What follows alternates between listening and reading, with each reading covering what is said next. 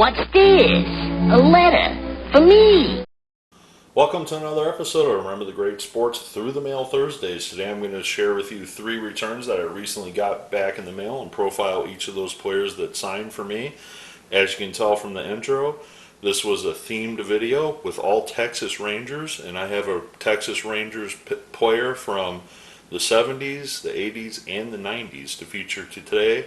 Some of the players obviously overlap, into the decades, but I just thought it'd be unique to share one from each decade. So the first one I want to share with you is postmarked from Minnesota, and it is former Rangers pitcher Steve Comer on 1,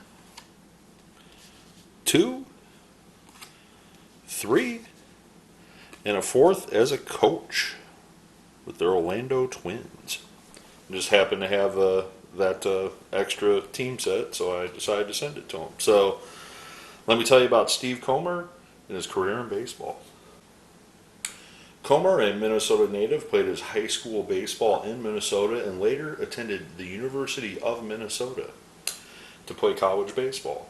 He played in the Cape Cod Collegiate Baseball League in 1974, and after his completion of his seasons in Minnesota, he was not drafted.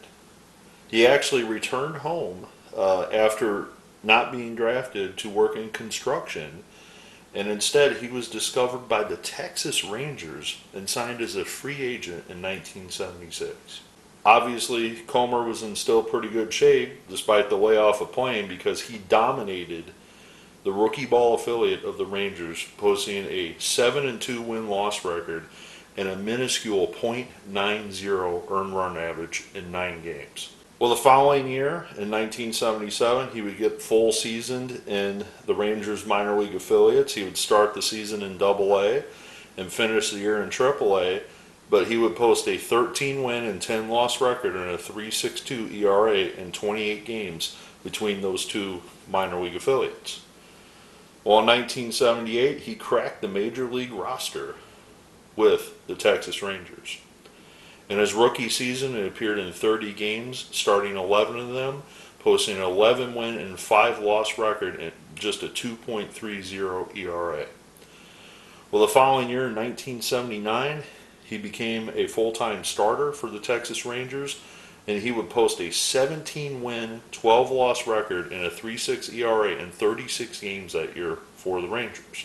In 1980, he had high hopes coming off that 17-win season the previous year, but as the season started, it started on a very negative note where he lost 3 of his first 4 decisions and had an ERA above 10.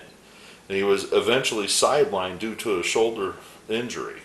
He wouldn't recover that year, and he would finish the year with just a 2-4 record and an ERA of 7.99. Well, he bounced back in 1981 after the shoulder injury, and he this time became a full-time reliever. He just started 1 game. He posted an 8-2 record and a 2.56 ERA in 36 games pitched for the Rangers that year. In 1982, however, the wheels kind of fell off again. And as he pitched in 37 games that year, he ultimately struggled, going just 1-6 with an ERA above 5. After the conclusion of the 1982 season, the Rangers released Comer from his contract. Prior to the 1983 season, Comer signed with the New York Yankees, but they released him before opening day. He then signed with the Seattle Mariners, who released him in June, and then he was picked up by the Phillies, and he appeared in 3 games for them that season, posting a 1-0 record and a 5.19 ERA in those 3 games. Comer would sign in 1984 with the Cleveland Indians. He would spend 7 games in their AAA affiliate, but would appear in 22 games, starting 20 games for the Indians in 1984. After the 1984 season concluded, he would then return to the Phillies organization. However, this time he would not get a call up to the majors after appearing in 19 games in their AAA affiliate. After the 1985 season concluded, Comer was released from his contract from the Phillies, and he retired from baseball. After his playing career, he obviously got into coaching. He did that for a little bit, for his hometown Minnesota Twins organization. After his stint as a coach in the Twins organization, he retired to the Minnesota area, and I'm not really sure what he did after his coaching career. So thank you, Mr. Comer, for signing my cards. Very happy to add your autograph to the collection. We'll move on to the next one. And this next one is postmarked from Texas, and it is former Rangers outfielder George Wright. Not George wrong, but George Wright. 1, 2, 3, and 4. 3 of the 4 are Texas Rangers cards. This is not to be confused with Hall of Famer George Wright, who played in the 1800s. This is George Wright that played in the 1900s. So let me tell you about George Wright and his career in baseball. George Wright, an Oklahoma native, was selected in the 4th round of the 1977 draft out of his high school in Oklahoma. He signed immediately in 1977 with the Rangers. However, his first year in rookie ball, he struggled quite mightily in his first 31 games. Well, the following year, in 1978, he got promoted to Single A, and he batted .248 in 110 games and stole 25 bases while manning center field for the Rangers Single A affiliate. The following year, in 79, would be a repeat in Single A, appearing in 115 games. In 1980, he would be promoted to Double A, where he would appear in 136 games, batting .275, stealing 14 bases. Well, in 1981, he would again repeat in Double A, and he appeared in 133 games for the Rangers Double A affiliate that year, posting a .260 batting average, stealing 22 bases, and hitting 11 home runs.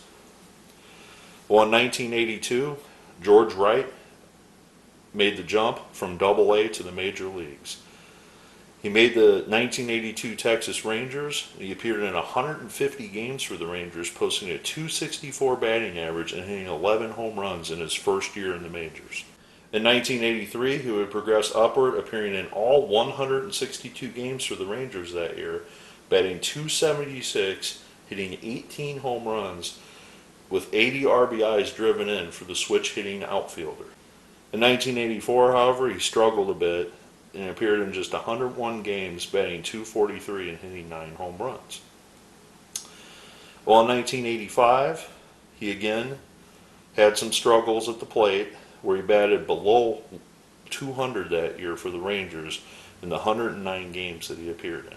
He would start the season in 1986 with the Texas Rangers and would be traded on June 18, 1986 to the Montreal Expos. He would finish out the year with the Montreal Expos, appearing in 56 games, but his batting average slipped to just .188 with his time in Montreal. The Expos didn't give up on him yet, and they sent him to Double A this time. And in 1987, in Double A, he posted a .262 batting average with 10 home runs. After the 87 season concluded with the Expos, George decided to sign overseas in the Japanese Professional Baseball League, playing for the Nankai Hawks. He spent the 88 season and part of the 89 season completely in Japan. However, in 1989, he did return to the United States, playing in the AAA affiliates for both the Giants and the Chicago White Sox. He did not get called up to the majors with the White Sox or the Giants in 1989, and would actually sign with the Kansas City Royals that offseason in 1990. He would appear in just 18 games in both 1990 and 1991 for the Royals affiliates. During his time with the Royals affiliates, he also split time in the Mexican League, playing in the Mexican League from 1990 to 1992. After completing the 1992 season in the Mexican League, he went back to Japan and played another season in 1993 in Japan. And then after the conclusion of his season in Japan, he moved back to North America and finished out his career from 1994 to 1997 playing in the Mexican League. So, wow. Talk about a passport worth seeing with George Wright. I mean, going from, just having an immaculate rookie season, just a very solid rookie season, and the following year, hitting 18 home runs, batting a respectable .276, and everything just went downhill from there. I mean, I would imagine when he was 24 years old, manning the outfield for the Texas Rangers, they thought they had their outfielder for the next decade. And things just did not work out for George, unfortunately, after that season. And he had a respectable career playing in professional baseball because his career actually ranged almost 20 years in baseball, if you want to count his minor league time with the Rangers all the way to the Mexican League. So thank you, Mr. Wright. I'm very happy to add your autograph to the collection, and we'll move on to the next Texas Ranger. All right, so this final one comes back from Arizona.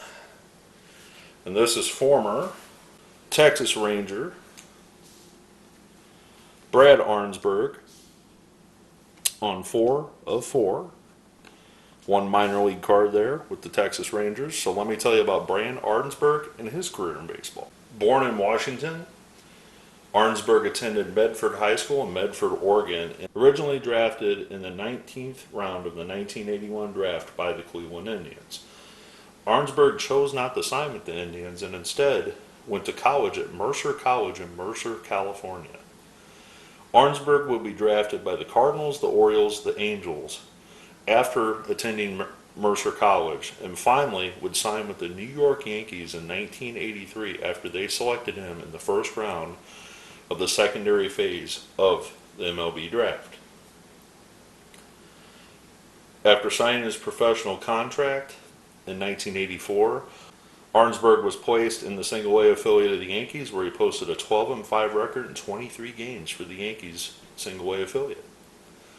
The following year, he dominated in 1985, posting a 14-2 record with a 1.59 ERA in 20 games in Double-A for the Yankees. Well, in 1986, he moved a step up again. However, he just posted an 8-12 record in 28 games with the Yankees that year in Triple-A. However, they did give him a call-up to the major leagues when he made his major league debut on September 6, 1986. Arnsberg would appear in 2 games, starting one in the 86 season for the New York Yankees. The following year in 1987, he would be assigned to Triple-A again, where he would post a 12-5 record. However, would get another shot at the majors, appearing in 6 games for the Yankees in 1987. After the 87 season concluded, he was then dealt to the Texas Rangers to complete an earlier trade that brought Don Slaught to the Yankees. Unfortunately, he was had to sit out the 1988 season due to injury. However, in 1989, he made a comeback, and in the AAA affiliate for the Rangers, he posted a 6-8 record in 18 starts. In 1989, the Rangers rewarded him also with a call-up to the majors, where he appeared in 16 games in the bullpen for the Texas Rangers. Well, in 1990, he would spend some time in AAA, but he would actually post a 6-1 record in 53 appearances for the Rangers that year in 1990. One of the most exciting things of the 1990 season, Arnsberg actually got the save for Nolan Ryan's 300th win. 1991, he would struggle quite mightily in the Rangers bullpen, appearing in just 9 games with an ERA almost near 9. He would finish out the 1991 season splitting time between the Rangers and their AAA affiliate. After the 1991 season completed, he was given his free agency and he signed with the Cleveland Indians. He would appear in just 8 games for the Indians in 1992 before he was released from his contract on June 15th. He would sign with the Chicago Cubs and finish out the year playing in the Cubs AAA affiliate in 1992. Going into 1993, he would split time appearing in 50 games for the St. Louis Cardinals, the Oakland A's, and the Cincinnati Reds minor league AAA affiliates. After the conclusion of the 1993 season, Arnsberg did not pitch, and he actually got into the various minor league capacities, working for teams, eventually working himself up to becoming the pitching coach for the Montreal Expos in 2000. He would then move on to the Florida Marlins to become their pitching coach in 2002 and 2003, where he would win the World Series with the Marlins. He would then move on to the Toronto Blue Jays organization, where he would coach in the minor leagues for a couple seasons, but then would become a coach at the major league level from 2005 to 2009. After the 2009 season, he would then go to the Houston Astros from 2010 to 2011 as a coach. And according to his Wikipedia page, after he completed his time with the Astros after being let go by them, he would then go work for the Arizona Diamondbacks in various capacities working with minor leaguers. I'm not sure if he's still working with the Arizona Diamondbacks, but according to his Wikipedia page he is. But you know how accurate sometimes that can be. So I want to thank Mr. Arnsberg for taking the time to sign my cards. I want to thank George Wright also for signing my cards. If you're a Texas Rangers fan, these are some obscure Texas Rangers, I guess you would say, that a lot of people may not know. I hope that you enjoyed the story about all these players. I look forward to your comments below, and as always, happy collecting.